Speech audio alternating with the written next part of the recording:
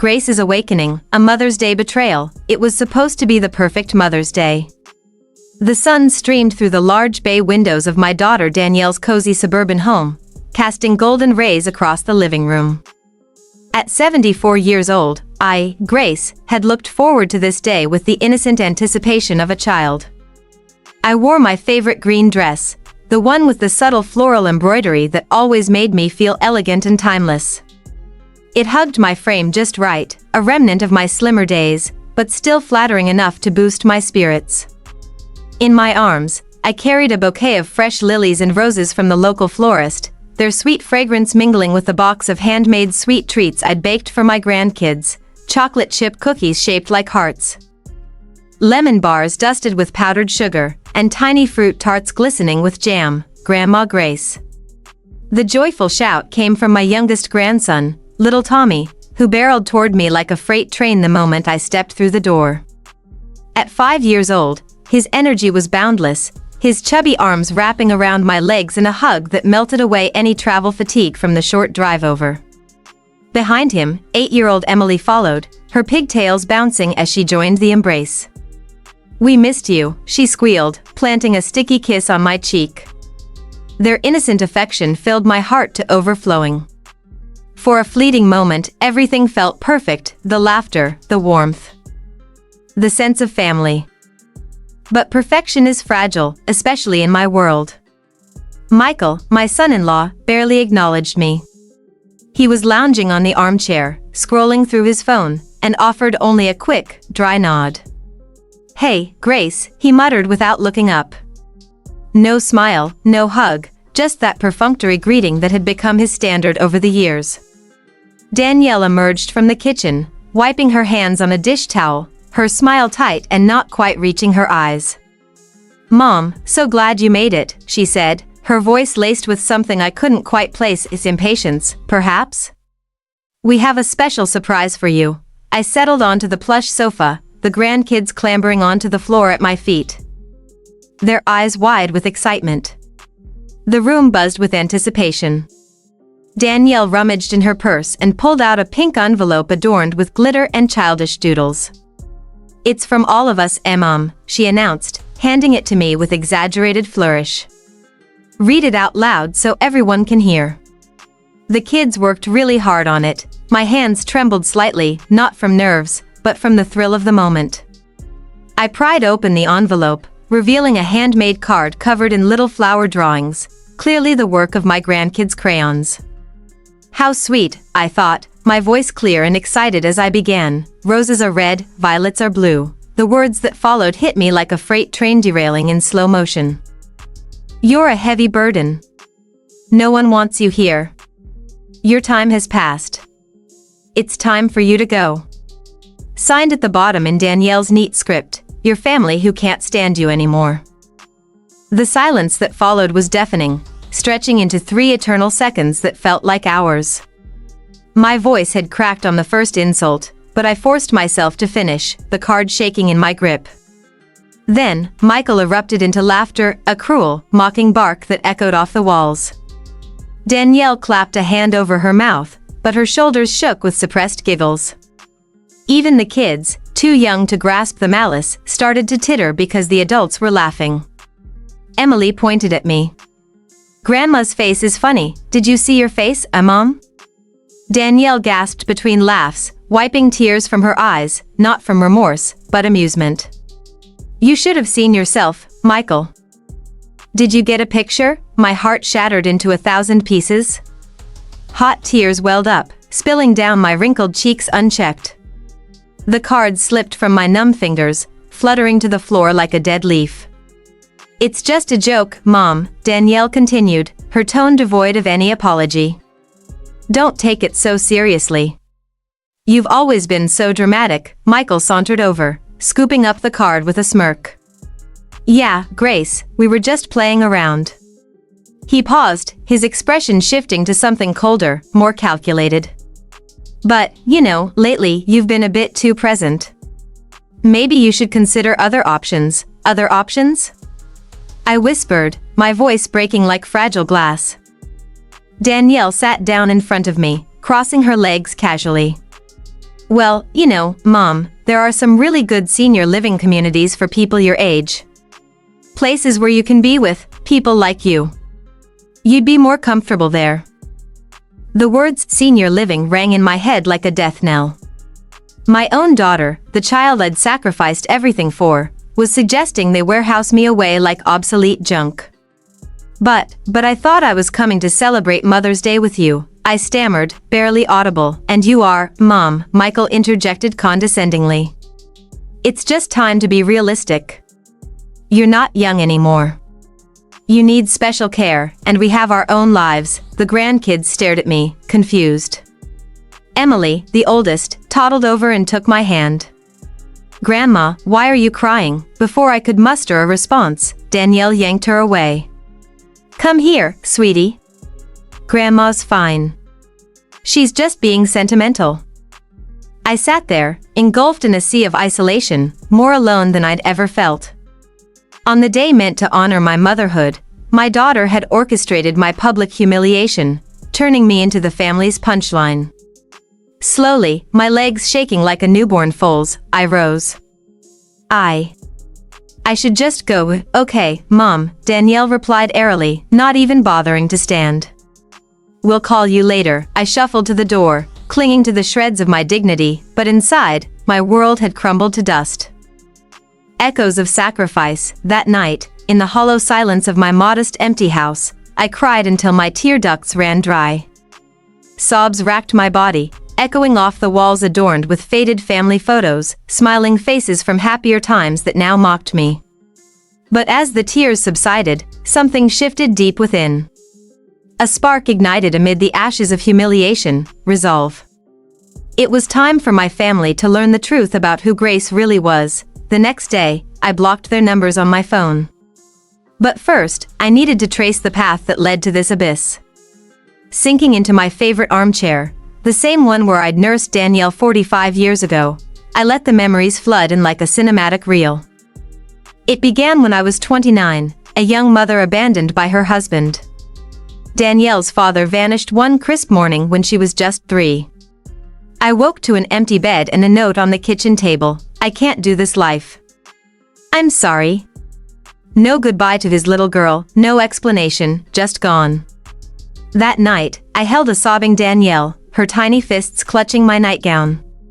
Where's Daddy? She wailed. Daddy had to go far away, my love, I whispered, stroking her hair, vowing silently that she'd never want for anything. I kept that promise through sheer grit. For 15 grueling years, I worked double shifts at the textile mill. My hands, once soft, grew calloused and scarred from endless hours sewing uniforms under flickering fluorescent lights. Late nights blurred into early mornings, every spare cent funneled into a jar for Danielle's future. At 17, she dreamed of nursing school. The tuition was steep, but I sold my mother's cherished jewelry, the only heirlooms I owned. Mommy, are you sure? She asked, eyes wide as I handed over the cash. Completely sure, my love, I replied, smiling through the pang of loss.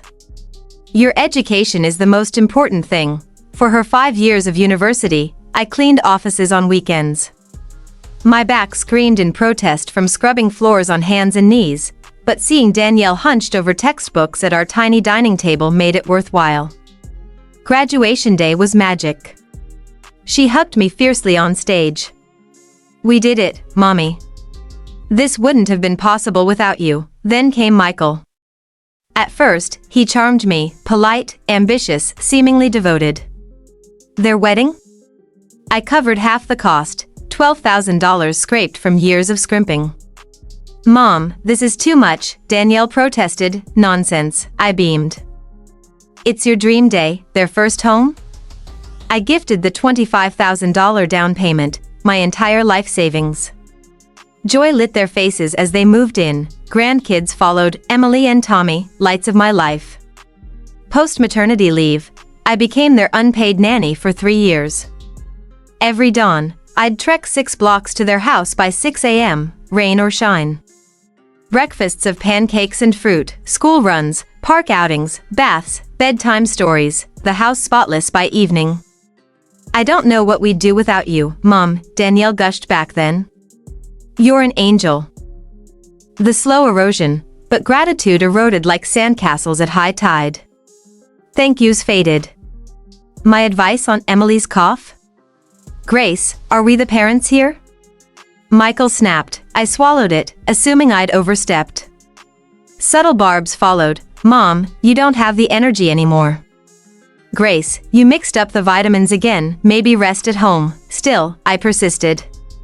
When Michael lost his job 2 years ago, I sent $500 monthly to stave off foreclosure. Temporary, they assured.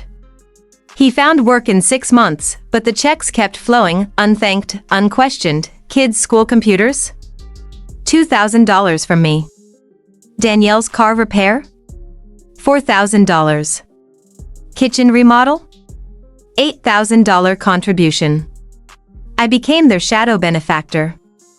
Excluded from decisions. A year ago, Michael's birthday dinner excluded me.